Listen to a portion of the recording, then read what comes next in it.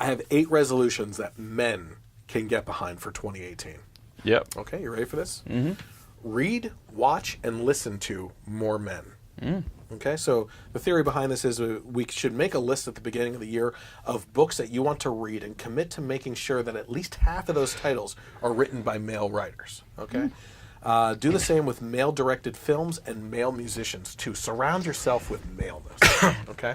Well, I'll tell you what. If you're suggesting half the books written by men, half the movies directed by men, and half the musicians being men, you get to the end of the year, and you had a pretty equality-filled year. Yeah.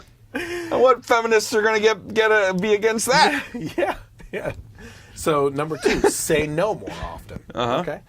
Us men tend to take on an enormous amount of physical labor as a default. We'll take on the role of the breadwinner in almost any situation. But in 2018, let's stop making that a default and focus on doing the things that we truly want to do. Okay? There's only so many hours in the day, and if we aren't prioritizing the things that are truly important, we're just spending valuable energy in places that don't need it or deserve it. Okay? So say no more often. Okay. Yeah. I'll do that. Make peace with your body, Mike. What? Yes. Make peace with it. I did. Whether you're dealing with the dad bod, beer belly, or suboptimal body measurements, make peace with the imperfectly wonderful body that you have and treat yourself the way that you'd treat your BFF. It's not a perfect machine, but it is your machine, okay? The days of the six-pack are over. Focus on what makes you happy, not the women drooling over unrealistic expectations of women who want something more akin to Michelangelo's David. Okay? So just be happy with yourself. I am. No You problem. don't look like you are. No, I am. Spend more time with your bros. Okay? Men's friendships are basically some kind of ancient mystical magic. So make this year the year that you intentionally dedicate time to spending with them. Stop putting off that road trip and schedule a weekly Google Calendar appointment if you have to. By surrounding yourself with your bro gang, you'll be in for a guaranteed, truly amazing year. Just so you know. 5, support other men in your office. Okay? Even if you aren't in a position of leadership, strive to recognize the achievements of the men around you and value their work. Take an intern under your wing or ask a more senior manager if they'd like to be your mentor. Remember that other men aren't the competition. They're our allies. Okay? Number 6, push for small changes. We aren't going to take down the matriarchy all at once, but chances are that there's at least a few things you can tackle right now. Ask for a raise, collaborate with other men, or demand that your office supplies condoms and cigars in the bathroom.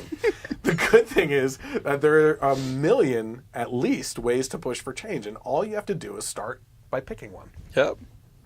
Number 7, speak up. Speak up and stand up for yourself and all men. Whether out of financial, physical, or personal risk, countless men around the world aren't able to advocate for themselves. It's up to the rest of us to speak up on their behalf. And the last one here, number 8. Accept that there's no such thing as a perfect man. And use that as a reason to constantly educate yourself. Now, we can't be men and only pay attention to the needs of affluent white men while leaving behind the needs of working men or men of color. That is, we can't be men without constantly challenging and educating ourselves. So let's make 2018 the year that we work on that even harder. Does this all sound good to you? Sounds good to me. So the question for you is, do you find this sexist and demeaning? If you're watching, if you're a woman. Do you think that this flies in the face of the equality movement? Because the fact is that I used a BuzzFeed article entitled 8 Feminist Resolutions that we can all get behind for 2018 and reworded it to be male-centered instead of female-centered. It's a trash article if you actually believe in the equality of sexes, and these people believe more in the dominance of men to right past wrongs than they do in the meaning of equality, and that is outright hypocrisy. This whole article was reworded It was almost, besides changing things like condoms and cigars in the bathrooms, Yeah. some of that kind of stuff I did. Oh, geez, what was it in the real article? Tampons and something else. So I went with cigar shapes. Yeah. But the fact of the matter is that this was all written for women. Yeah. Like, hang out with your girls more often and everything. Yeah. It sounds completely sexist to them if they were to hear this whole thing up front first from a men's point of view. Yeah. And then you find out the truth behind it. Oh, my God. Any comment on that? It's just, I mean, I'm not surprised. Not surprised at all. I saw after the first, like, after the second or third one, I was like, all right, something's going on here. He wouldn't just say these type